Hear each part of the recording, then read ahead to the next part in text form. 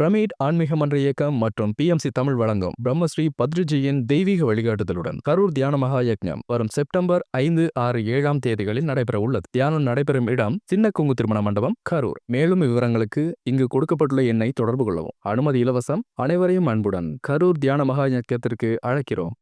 இந்த பூலோகம் அப்படின்ற இந்த பள்ளிக்கூடத்துக்கு நான் போகும்போது நான் எப்படி இருக்கணும், நான் என்னெல்லாம் செய்யணும், நான் எந்த கஷ்டங்கள் நான் அனுபவிக்கணும், எந்த சுகங்கள் போகங்கள், எப்படிப்பட்ட ஃபேமிலி, இந்த மாதிரி ஒவ்வொரு விஷயமும் நம்ம எழுதுறோம். அப்படின்னா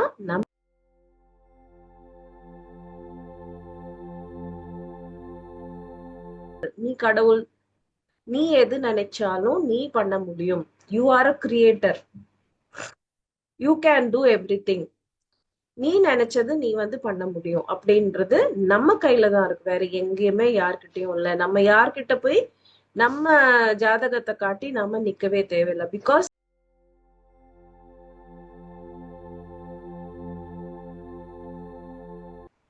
சோ அந்த ஒரு சாய்ஸ் நமக்கு இருக்கு. சோ இங்க என்னன்னா மெயின், நான் இந்த இடத்துல பிறக்கணும், இந்த மாதிரி நான் பெண்ணா பிறக்கணும், இந்த மாதிரி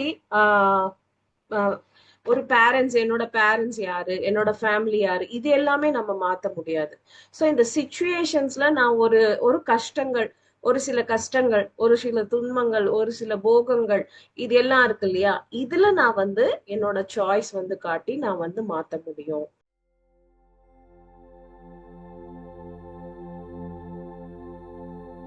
ஆன்மா நிறைய சேலஞ்சஸ் எடுத்துக்குது. சோ யாருக்கு நிறைய நிறைய நிறைய சேலஞ்சஸ் வருதோ அவங்களோட பிறவிகள் கடைசி பிறவிகள் அப்படின்றது நம்ம ஆணித்தனமா நம்பலாம். ஏன்னா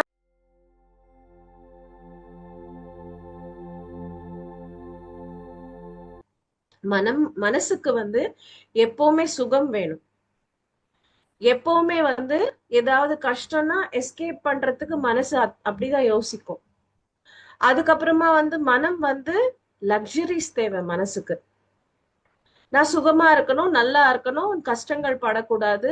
எனக்கு இதுதான் மனசு எப்பவுமே அந்த லேசினஸ். நான் எந்த வேலை பண்ணோம்னா ஹாப்பியா இருக்கணும், அந்த லேசினஸ் வேணும், சுகம் வேணும், போகங்கள் வேணும், லக்ஸரிஸ் வேணும், இதெல்லாம் மனசுக்கு வேணும்.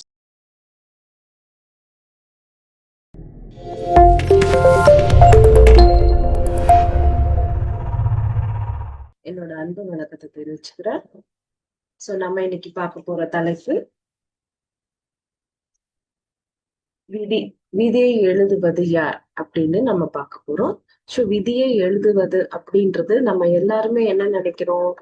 சோ பிரம்மா தான் நம்ம விதியை எழுதுறாரு.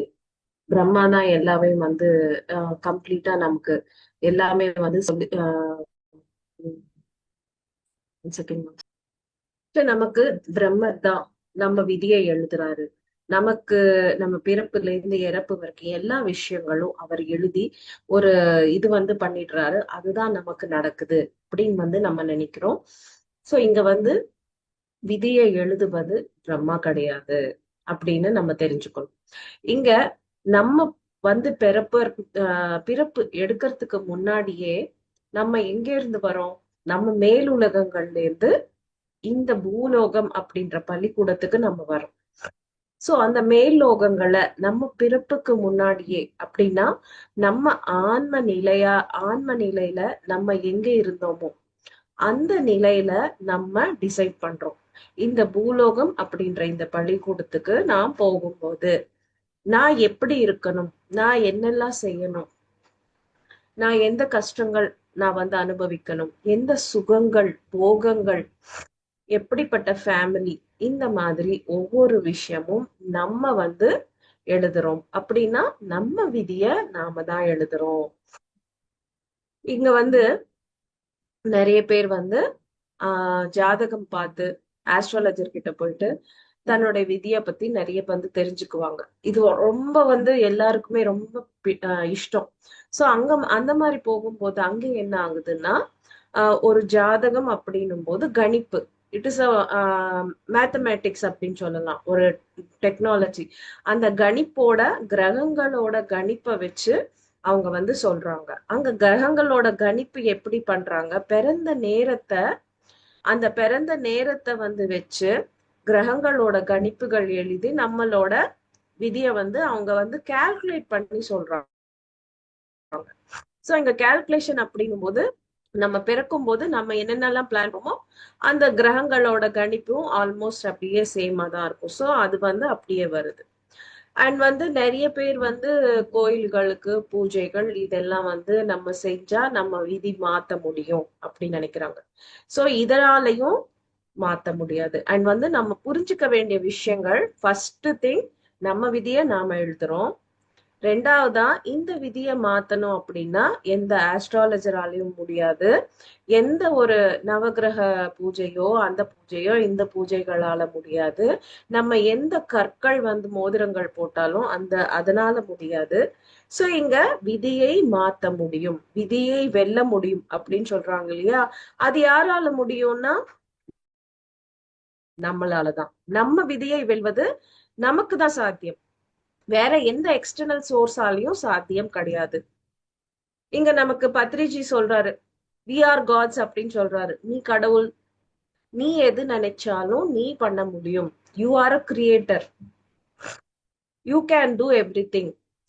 நீ நினைச்சது நீ வந்து பண்ண முடியும் அப்படின்றது நம்ம கையில தான் இருக்கு, வேற எங்கேயுமே யார்கிட்டயும் இல்ல. நம்ம யார்கிட்ட போய் நம்ம ஜாதகத்தை காட்டி நம்ம நிக்கவே தேவையில்லை. பிகாஸ் யார் என்ன சொன்னாலும் யார் என்ன பண்ணாலும் நம்ம விதியை மாத்துறதுக்கு யாராலையும் முடியாது. சோ நம்ம விதியை மாத்திக்கணும்னா அது நம்மளால மட்டும்தான் அது சாத்தியம். அது அந்த அண்டர்ஸ்டாண்டிங் நமக்கு இருக்கும் போதுதான் அதுவும் சாத்தியம். சோ இங்க நிறைய பேர் வந்து என்ன பண்றாங்கன்னா, இதுக்கு நமக்கு நல்ல இந்த விஷயங்கள் நம்ம புரிஞ்சுக்கணும் அப்படின்னா இதுக்கு எக்ஸாம்பிள் வந்து சொல்றாங்க. நம்ம ஒரு டூர் போறோம், ஒரு ட்ரிப் போறோம் எங்கேயாச்சும் ஒரு இடத்துக்கு நம்ம வந்து ஒரு டூர் அந்த இது போகும்போது நம்ம வந்து ப்ரீவியஸா போகிறதுக்கு முன்னாடியே நம்ம வந்து என்ன செய்யறோம், டூர் ஐட்டினரி, நம்ம வந்து டூர் ஐட்டினரி நம்ம கையில இருக்கும். ஸோ டிராவலர் வந்து நமக்கு டூர் ஐட்டினரி கொடுத்துடுறாரு. ஸோ நம்ம எந்த நேரத்துக்கு நம்ம ஃப்ளைட் ஏறணும், இறங்கணும், திரும்ப அங்க ரூம்ஸ், ஃபுட்டு, ஸ்டே போன்ற எல்லா விஷயங்கள், அடுத்தடுத்து என்ன பிளேஸ் போகணும், each and every think time to time வந்து நமக்கு அந்த டூர் ஐட்டினரியில இருக்கும். ஸோ இந்த டூர் ஐட்டினரியில ஏ டு இசட் நீங்க ஏற அந்த நொடியில இருந்து இறங்கி திரும்ப வீட்டுக்கு வர வரைக்கும் எல்லாமே each and every thing plant. சாப்பாடுல இருந்து என்ஜாய்மெண்ட்ல இருந்து வெளியே போறது each and every thing plan பண்ணி நமக்கு டூர் ஐட்டினரியில கொடுத்துருவாங்க. ஸோ நம்ம இப்போ டூர்ல இருக்கோம். ஸோ சம்திங் நமக்கு ஏதாவது ஒரு இடம் வந்து அது எனக்கு வேண்டாம் அப்படின்னும் போது நம்ம வந்து எல்லாருமே வந்து பேசி அது மாத்த முடியும். ஸோ டூர் ஐட்டனரியில இல்லைன்னாலும் நம்ம மாத்தி ஒரு இடத்த மாத்தி பார்க்கலாம், இல்ல ஒரு இடத்த ஸ்கிப் பண்ணலாம், ஒரு இடத்துக்கு போகாம இருக்கலாம். அது வந்து சாய்ஸ் யார் கையில இருக்கு, நம்ம கையில இருக்கு. ஸோ இதே மாதிரி தான் நம்மளோட டூர் ஐட்டனரி அப்படின்னா நம்ம இந்த பூலோகத்துக்கு வரத்துக்கு each and every thing plan வந்து நம்ம பண்ணிடுறோம். பட் இங்க வந்த அப்புறமா அக்கார்டிங் டு அந்த சிச்சுவேஷன், இப்ப நான் ஒரு விஷயத்த வந்து நம்ம வந்து இன்னும் புரிஞ்சுக்கிட்டோம் அப்படின்னும் போது இங்க மாற்றங்கள் நாம பண்ணிக்க முடியும். ஸோ அந்த ஒரு சாய்ஸ் வந்து நமக்கு இருக்கு. ஸோ இங்க என்னன்னா மெயின், நான் இந்த இடத்துல பிறக்கணும், இந்த மாதிரி நான் பெண்ணா பிறக்கணும், இந்த மாதிரி ஒரு பேரண்ட்ஸ், என்னோட பேரண்ட்ஸ் யாரு, என்னோட ஃபேமிலி யாரு, இது எல்லாமே நம்ம மாத்த முடியாது. ஸோ இந்த சிச்சுவேஷன்ஸ்ல நான் ஒரு கஷ்டங்கள், ஒரு சில கஷ்டங்கள், ஒரு சில துன்பங்கள், ஒரு சில போகங்கள், இது எல்லாம் இருக்கு இல்லையா, இதுல நான் வந்து என்னோட சாய்ஸ் வந்து காட்டி நான் வந்து மாத்த முடியும். சோ இந்த மாதிரி நமக்கு அந்த சாய்ஸ் கூட நமக்கே இருக்கு. நம்ம இங்க வந்து ஞானத்தை பெற்றோம். இப்ப வந்து ஃபார் எக்ஸாம்பிள் நம்ம எல்லாருமே தியானம் செய்யறோம். சோ தியானம் செஞ்சு நிறைய விஷயங்கள் வந்து நம்ம தெரிஞ்சுக்கிறோம். நிறைய விஷயங்கள் தெரிஞ்சுக்கும் போது என்ன ஆகுதுன்னா அடுத்தடுத்த பிறவிய வந்து நம்ம ஸ்கிப் பண்ணக்கூடிய அளவுக்கு இங்க ஞானம் எடுத்துக்கிறோம். சோ அத்தனை ஞானம் நம்ம எடுக்கிறதால நிறைய பிறவி நம்ம திரும்ப எடுக்க வேண்டியது நம்ம ஸ்கிப் பண்ணி நம்மளோட அடுத்தடுத்து இன்னும் நம்ம கர்மா பேலன்ஸ் கூட நம்ம இதே பிறவியில நம்ம வந்து டிரான்ஸ்ஃபர் பண்ணி அந்த பிறவிய நம்ம வந்து இந்த பிறவியில இன்னும் கூட சேலஞ்சஸ் கொண்டு வந்து அதை வந்து டிசால்வ் பண்ணிக்கலாம். சோ இந்த மாதிரி பல விஷயங்கள் நம்ம செய்ய முடியும். ஆனா அந்த விழிப்பு, அந்த ஞானம் நமக்கு இருக்கணும். இங்க வந்து ஜென்ரலா ஒருத்தரும் நம்ம வந்து மேல்லோகங்கள்ல நான் வந்து இந்த மாதிரி விஷயங்கள் நான் செய்யறேன், நான் இந்த கஷ்டங்கள் நான் வந்து ஃபேஸ் பண்றேன், நான் சேலஞ்சஸ் ஃபேஸ் பண்றேன், நான் வந்து இந்த சுகங்கள் போகங்கள் இப்படின்னு எல்லா சாய்ஸும் நம்ம பண்ணிட்டு நம்ம செலக்ட் பண்ணிட்டு ஒரு லிஸ்ட் ஆஃப் திங்ஸை வந்து நம்ம செலக்ட் பண்ணி இங்க வரோம். நம்ம மேல்லோகங்கள்ல நம்ம செலக்ட் பண்ணும்போது நம்மளோட நிலை பார்த்தோம்னா 100% ஆன்ம நிலையில இருக்கும். ஸோ 100% ஆன்ம நிலையில நம்ம இருக்கும்போது அங்க வந்து நம்ம சாய்ஸஸ் எப்படி வேணா இருக்கலாம். சோ அந்த சாய்ஸஸ் நம்ம திரும்ப இங்க இருக்கும்போது இங்க ஏன் நமக்கு வந்து நம்ம பண்ண சாய்ஸ் தானே நமக்கு ஏன் வந்து கஷ்டமா தோணுது, நமக்கு ஏன் எஸ்கேப் பண்ணணும்னு தோணுது அப்படின்னு பார்த்தோம்னா நம்ம இங்க மனம் அப்படின்ற அந்த விஷயத்தோட நம்ம இருக்கோம். சோ மனம் என்ன விரும்புது? மனசுக்கு வந்து எப்பவுமே சுகம் வேணும். எப்பவுமே வந்து ஏதாவது கஷ்டம்னா எஸ்கேப் பண்றதுக்கு மனசு அப்படிதான் யோசிக்கும். அதுக்கப்புறமா வந்து மனம் வந்து லக்ஸரிஸ் தேவை மனசுக்கு. நான் சுகமா இருக்கணும், நல்லா இருக்கணும், கஷ்டங்கள் படக்கூடாது. எனக்கு வந்து இதுதான் மனசு வந்து எப்பவுமே அந்த லேசினஸ். நான் வந்து எந்த வேலை பண்ணோம்னா ஹாப்பியா இருக்கணும், அந்த லேசினஸ் வேணும், சுகம் வேணும், போகங்கள் வேணும், லக்ஸரிஸ் வேணும், இதெல்லாம் மனசுக்கு வேணும். ஸோ இதெல்லாம் மனசு பார்க்கும்போது கொண்டு வந்த சேலஞ்சில் இருக்கிற அந்த லெசனை வந்து மனசு வந்து பார்க்காது. ஆன்மாக்கு என்ன வேணும்னா வெறும் பாடங்கள். அது நீ எப்படி வேணா நீ வந்து இது எடுத்துக்கோ, நான் எனக்கு இந்த விஷயத்துல இந்த பாடம் வேணும். சோ அந்த பாடத்துக்காக நிறைய சேலஞ்சஸ் வந்து ஆன்மா வந்து தனக்காக கொடுத்துக்குது. நிறைய கஷ்டங்கள் தவிப்புகள் அதெல்லாமே கொடுத்துக்குது. நான் ஒரு ஏழையா பிறக்கணும், நான் வந்து ஒரு உடல் நலம் சரியா இல்லாதவங்களா பிறக்கணும், நான் வந்து எனக்கு ஒரு கை கால் இல்லாம பிறக்கணும்.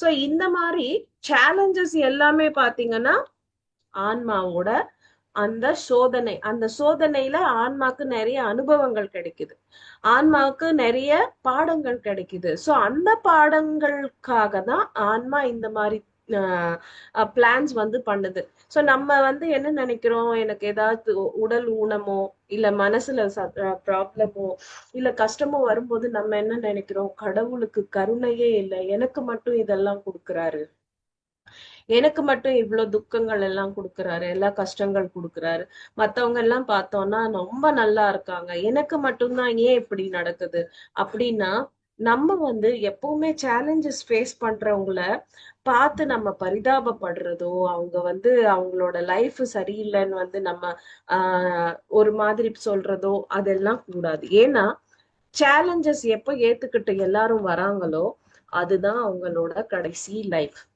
நம்ம நிறைய பேரை பார்க்கணும், அவங்க வந்து நல்ல தவறுகள் பண்றாங்க, ஹாப்பியா குடிக்கிறாங்க, ஹாப்பியா சுத்துறாங்க, நல்லா செலவு பண்றாங்க, ஆனா சந்தோஷமா இருக்காங்க. நம்ம பாக்குறோம் நிறைய பேர் அந்த மாதிரி இருக்காங்க. சோ இது என்னன்னா அவங்க எல்லாமே இப்பதான் பிறந்திருக்காங்க, இன்னும் நிறைய பிறவி எடுக்க போறாங்க. அவங்க லிஸ்ட்ல இருந்து அவங்க சேலஞ்சஸ் இப்ப கொண்டு வரல, சுகமா இருந்தா போதும்னு எல்லா சேலஞ்சஸ் விட்டுட்டு ஜஸ்ட் லைஃப் வந்து என்ஜாய் பண்றதுக்கு மட்டுமே பிறந்திருக்காங்க அவங்க. சோ இப்போ இருக்கிற சேலஞ்சஸும் இருக்கும், இன்னும் இந்த வாழ்க்கையில இன்னும் தப்புகள் செஞ்சு இன்னும் கூட அவங்க கர்மா சேர்த்துக்கிட்டு இருக்காங்க. சோ இங்க நம்ம ஆன்ம ஞானம் அப்படின்றது நமக்கு ரொம்ப முக்கியம். எங்க ஆன்ம ஞானம் இல்லையோ இந்த சத்தியங்கள் நம்ம கண்ணுக்கு தெரியாது. ஆன்ம ஞானம் விழிப்புணர்வு, விழிப்புணர்வுன்னு சொல்லலாம், அந்த கான்சியஸ்ன்னு சொல்லலாம், சோல் கான்சியஸ்ன்னு சொல்லலாம், ஞானம் சொல்லலாம். அந்த அஞ்ஞானம் அப்படின்னும் போது அஞ்ஞானத்துல எப்பவுமே மனம், அஞ்ஞானத்துக்கு மனசுதான் எக்ஸாம்பிள். சோ மனசு வந்து எப்பவுமே ஆன்ம நிலைய பார்க்காது. சோ ஆன்ம நிலைய நம்ம வந்து இருந்து நம்மள நாம பாத்துக்கிறோம் அப்படின்னா அங்க நமக்கு வர ஒவ்வொரு விஷயமும் அதுக்கு பின்னாடி இருக்கிற ட்ரூத் வந்து நமக்கு தெரியுது. சோ அந்த ட்ரூத் தெரியணும்னா நீங்க ஆன்ம நிலையில இருக்கணும். சோ ஆன்ம நிலையில ஆன்மா ஆன்மாவுக்கு தேவை பாடங்கள். சோ அதுக்காக எத்தனை சேலஞ்சஸ் ஆகுது, ஆன்மா ரெடி. அப்புறமா வந்து சாகசங்கள், உயிர் போற மாதிரி ஆகாயத்துல பறக்கிறது, அந்த பைலட்டா ஒர்க் பண்றது, நிறைய இந்த மாதிரி வேலைகள்ல வந்து ஈடுபடுறது, இது எல்லாமே ஆன்மாக்கு அந்த சேலஞ்சஸ் மூலியமா லெசன் வேணும். சோ இப்போ ஒரு கை இல்லாம பிறக்கும் போது இந்த கை இல்லாம என்ன என்ன நான் எப்படி மெயின்டைன் பண்ண முடியும், அந்த லெசன் ஆன்மாக்கு தேவை. ஒரு கால் இல்லாம நான் வந்து எப்படி வந்து என்னால மேனேஜ் பண்ண முடியுது, நான் அப்படி இருந்து கூட நம்ம பாக்குறோம் நிறைய ஊனமுற்றோர் வந்து ஒரு கை இல்ல ஒரு கால் இல்ல, அத்லெட்டிக்ஸ்ல அதுல இதுல அவங்க வந்து ஆஹ் ஆர்டிபிஷியல் ஹேண்ட் ஆர்டிபிஷியல் லெக் வச்சுட்டு கின்னிஸ் ரெக்கார்ட் பண்ணவங்க எல்லாருமே நம்ம பார்த்திருக்கோம். சோ இது எல்லாமே இந்த சேலஞ்சஸ் தான் அவங்கள கின்னிஸ் ரெக்கார்ட் புக்குக்கு அவங்கள ஏத்துச்சு. சோ அந்த சேலஞ்சஸ் அவங்க ஏத்துக்கல, இல்ல என்னோட லைஃப் முடிஞ்சிருச்சுன்னு அங்கேயே அவங்க உடைஞ்சிட்டாங்கன்னா அந்த அந்த ஒரு ஹையஸ்ட் ஸ்டேட், அந்த ஒரு கின்னிஸ் புக் அப்படின்றது ஒரு எவ்வளவு பெரிய விஷயம், அந்த விஷயத்த அவங்களால தொட முடியுமா? சோ அதுதான் ஆன்மாவுக்கு தேவை. சேலஞ்சஸ் எடுத்துக்கிட்டு அந்த சேலஞ்ச் மூலியமாக ஆகாயத்தை தொடுறதுக்கு ட்ரை பண்றதுதான் ஆன்மாவுக்கு தேவை. சோ அந்த விஷயங்களால ஆன்மா நிறைய சேலஞ்சஸ் எடுத்துக்குது. சோ யாருக்கு நிறைய நிறைய நிறைய சேலஞ்சஸ் வருதோ அவங்களோட பிறவிகள் கடைசி பிறவிகள் அப்படின்றது நம்ம ஆணித்தனமா நம்பலாம். ஏன்னா